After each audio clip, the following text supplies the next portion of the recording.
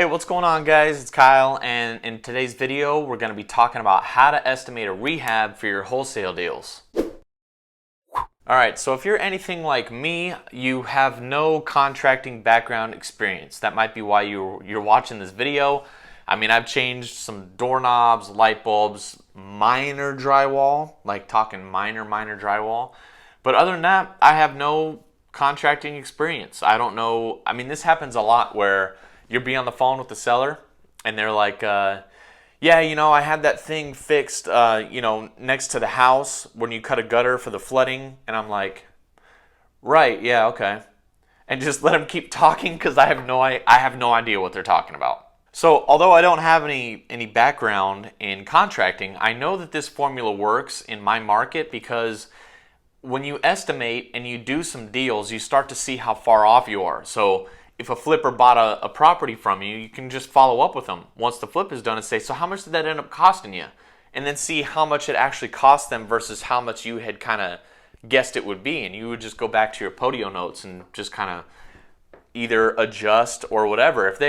If they're like, yeah, I spent $35,000, but you had a $60,000 estimate, you might wonder, is something off? Like, where did I mess up? And I've also JV'd on a few flips. So I got to see firsthand how stuff can add up, and I'm usually pretty close. I'm within like $5,000 of what the rehab ends up being most of the time. So why do you need to estimate rehab in the first place? Well, most formulas for coming up with your maximum allowable offer, your MAO, is going to be something like 70% of ARV minus the repairs minus your wholesale fee. So you need to know that estimated repair number so that you can come up with your offer. And something to keep in mind is you don't get bogged down trying to make this estimate super close, because at best it's a best guess no matter what. So you can have one flipper that wants to do granite countertops and the next flipper doesn't, or one thinks that the flooring is decent when one doesn't. Every flipper you talk to or buy and hold investor is going to have a different idea of what needs to happen to that house for them to buy it. And it's never gonna, the range is too wide. All you gotta do is just come up with your best guess. So that's what I'm gonna show you how to do. Another thing to keep in mind, I'm gonna be showing you the numbers in my market in Tennessee. These numbers also applied in Vegas when I was there. But it's gonna vary depending on what market you're in. How much are people able to do rehabs for? Maybe labor is more expensive or cheaper, or maybe lumber or things that flippers use cost more money to buy wherever you're from. I don't know. You know what I mean? It's also going to depend on the price of the house. So my ARVs in my markets are typically below $300,000, and so the finishes are going to be close to the same. Like, there are some buy and holds that you get under contract for like $35,000. $50,000, and those rehabs, they're not going to cost as much. But when you start getting into like $800,000 homes, $1 million homes, those finishes are going to cost more money. The countertops are going to cost more. The cabinets are probably going to be higher quality, things like that. So you're going to want to adjust these numbers up, and you'll see what I'm talking about. Just use common sense.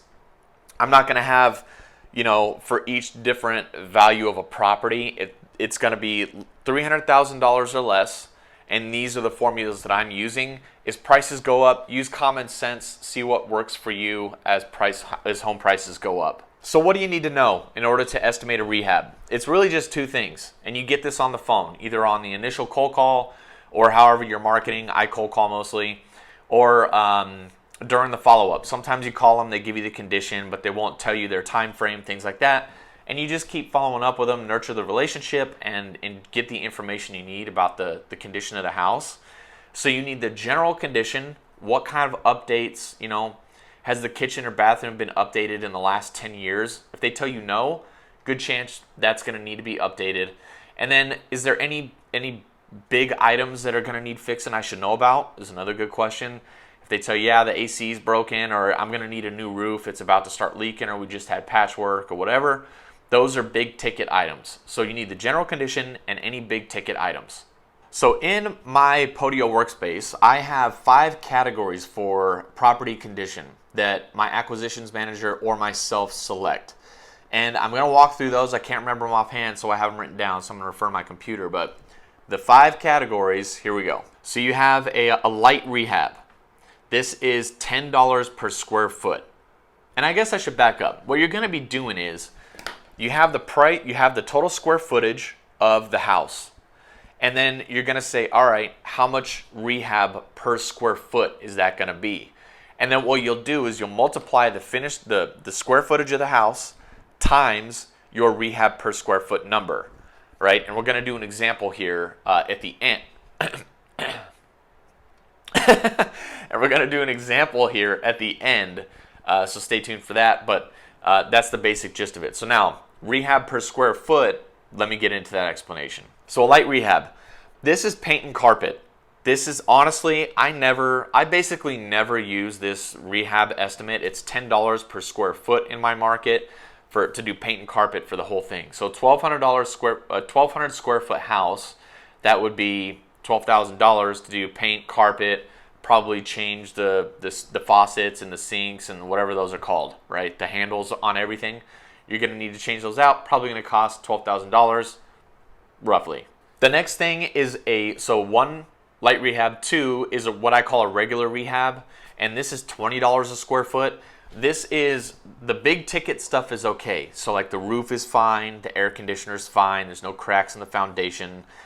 But the kitchen and bathrooms, like say it's a 30-year-old house, maybe 25, 30 years, and it needs a new kitchen update. It needs to come to life, and maybe the bathrooms. So that's $20 a square foot.